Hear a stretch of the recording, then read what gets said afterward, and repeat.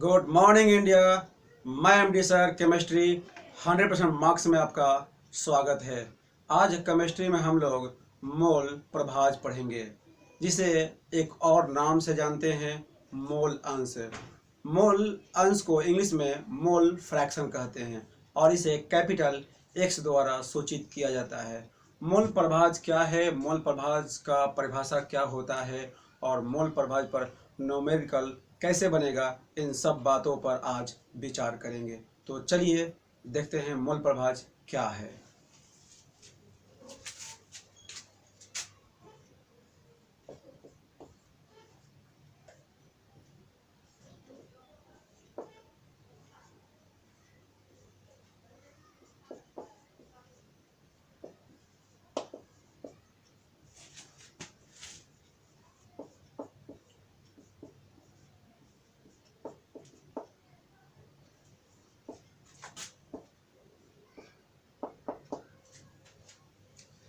तो किसी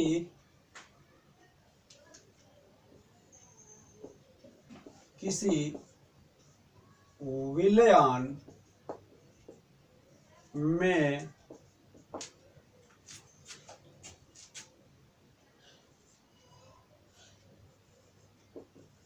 उपस्थित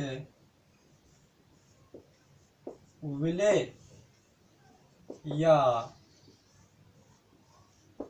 विलायक के मोलों की संख्या तथा विलयन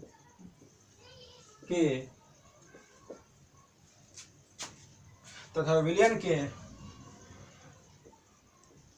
कुल मोलों की संख्या के अनुपात को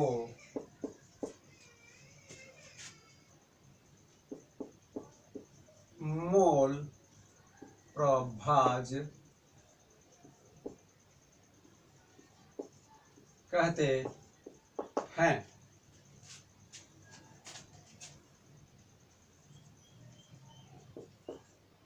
इसे कैपिटल एक्स द्वारा सूचित किया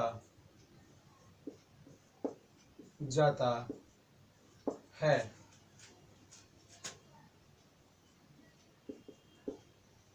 इसकी इकाई नहीं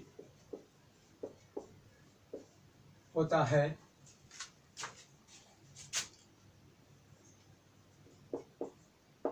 क्योंकि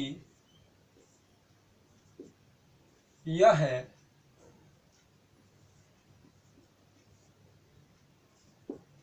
अनुपात है।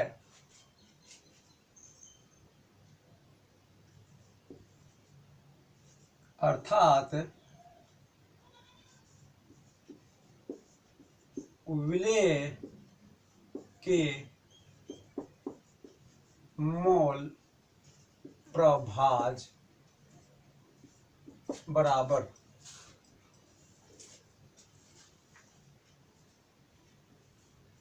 Na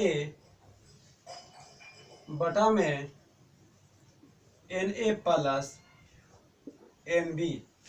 यहाँ पर Na मोलों की संख्या है, विलेय के मोलों की संख्या, और यहाँ पर Na विलेय की मोलों की संख्या प्लस Nb विलायक के मोलों की संख्या, मतलब कुल विलयन के मोलों की संख्या और यहाँ पर विलेय के मोलों की संख्या। उसी प्रकार आगे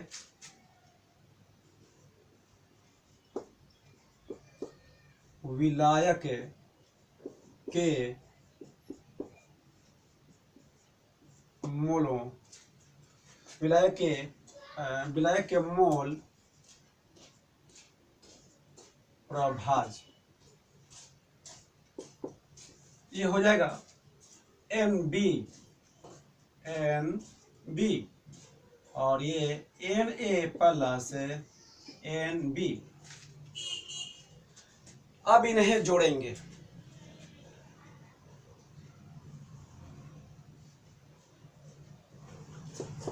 जोड़ने पर Na बटा में Na प्लस NB, फिर यहाँ पर NB Na प्लस NB, इनका एलसीएम लिया जाएगा। तो Na plus NB, Na plus NB दोनों एक जैसा है, तो इसका एलसीएम हो जाएगा Na plus NB। Na plus NB से Na प्लस NB में भागा दिया गया तो एक बार में कटेगा, तो एक से Na में गुना करेंगे तो वही हो जाएगा Na। उसी प्रकार Na प्लस NB से Na प्लस NB में भागा दिया गया तो एक बार में कटेगा, एक से गुना करेंगे तो NB गुना 1 NB ही होगा। इस प्रकार ऊपर और नीचे दोनों सेम हो गया तो ये कटेगा, एक बार में कट गया। तो अब आगे लिखेंगे, अतः मोल प्रभाजों का योगफल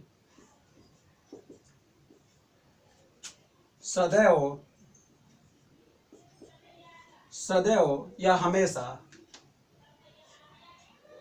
एक होता है।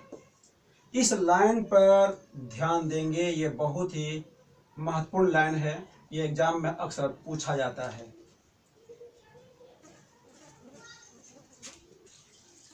अब हम लोग देखेंगे मोल फ्रैक्शन का न्यूमेरिकल कैसे बनेगा। चलिए देखते हैं। पहला क्वेश्चन आपके सामने देखिए, यहाँ पर दिया गया है 92%, भार के विचार से 92% एथेनॉल वाली स्प्रिट के नमूने में एथेनॉल का मोल अंश ज्ञात करें। और इसका आंसर भी दिया गया है 0.82, मोल अंश आया है 0.82। बनाते हैं तो देखिएगा, सबसे पहले 92% का मतलब क्या हुआ। अगर मतलब कि 100 ग्राम है, 100 ग्राम अगर है तो उसमें 92 ग्राम एथेनॉल है और बाकी का जल है। तो देखा जाए,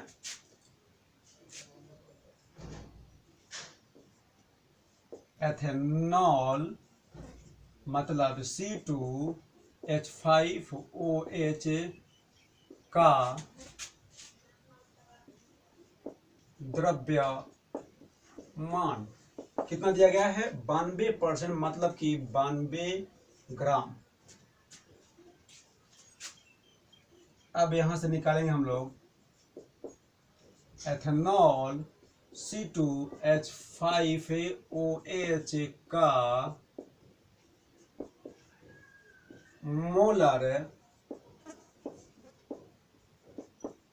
मोलर द्रव्यमान।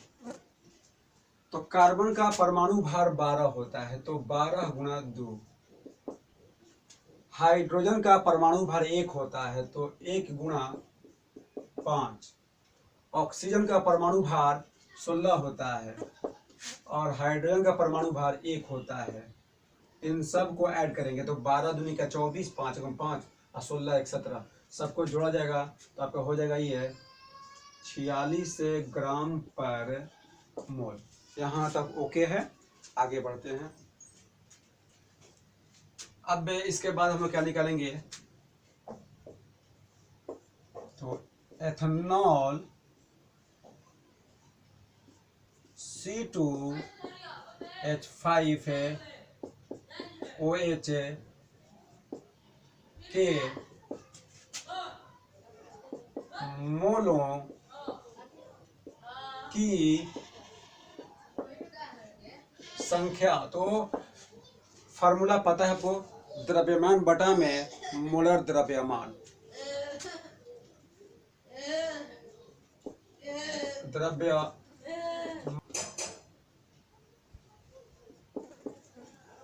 मोलर द्रव्यमान। तो देखिए इसका द्रव्यमान दिया गया है 92 और मोलर द्रव्यमान अभी अभी निकाले हम लोग 46, डिवाइड करेंगे तो आ जाएगा 2 मोल। 2 मोल आ गया। अब यही प्रक्रिया जल के साथ में करेंगे, तीनों काम जल के साथ में करेंगे। तो देखते हैं, जल H2O का द्रव्यमान। तो जब ये 92%, 100 में से 92 ग्राम ये है, तो 8 ग्राम कौन है? जल है। हो गया। जल H2O का मोलर द्रव्यमान। तो हाइड्रोजन परमाणु का परमाणु भार 1 होता है, 2 और ऑक्सीजन का 16, ऐड करेंगे तो हो जाएगा 18 ग्राम पर मोल। हो गया।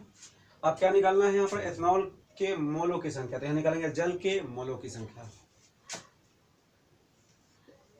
जल के मोलों की संख्या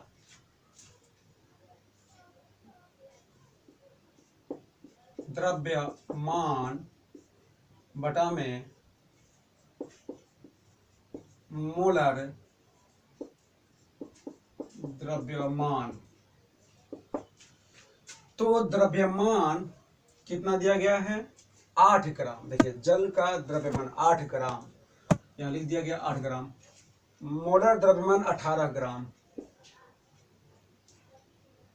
तो ये अब कट जाएगा, 2 चौका और ये 2 नवा, 4/9 मोल। अब निकालेंगे हम लोग मोल। यहाँ लिखा है ना कि एथेनॉल का मोल अंश ज्ञात करें, तो लिखेंगे यहाँ पर एथेनॉल का मोल अंश या मोल प्रभाज, मोल फ्रैक्शन।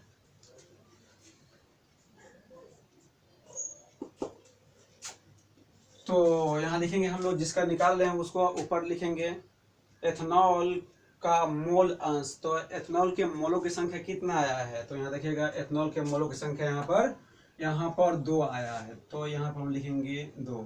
ठीक है। और बटा में विलयन के कुल मोलों की संख्या, तो यानी विलय के मोलों की संख्या प्लस विलायक के मोलों की संख्या, दोनों को जोड़ देंगे। यानी जल का भी जोड़ेंगे और उसमें क्या चीज़ है? एथेनॉल है, तो एथेनॉल का भी जोड़ देंगे। तो दोनों देखिए यहाँ पर, यहाँ दिया ये 2 और एक दिया यहाँ पर 4/9। तो 9 दूनी का 18 और 4 22, 22/9 पलटेगा तो हो जाएगा 2 × 9 बटा में 22। तो आगे बढ़ते हैं, 2 × 9 बटा में 22, ये कटिंग करेंगे, 11 बार में कटेगा। 11 से 9 में डिवाइड करेंगे तो 11, 9 तो कटेगा नहीं, तो 11 8 88, तो 0.8। फिर यहाँ पर बच गया कितना आपका? 2 बच गया, यानी 20। तो 11 दूनी का 22 ज़्यादा हो जाएगा, तो 11 एकम 11। तो फिर आपका बच गया 9 बच गया, तो 11 8 88। तो ये आता जाएगा। तो हम क्या करेंगे? इसको रोकने के लिए 0.8, ये जो 1 है तो इसको हम लोग क्या करेंगे? यहाँ पर 2 लगा देंगे और इस प्रकार ये आपका फाइनल आंसर हो गया। देखिए इसका आंसर यहाँ पर दिया गया था, यहाँ पर आ गया आपका आंसर। ओके।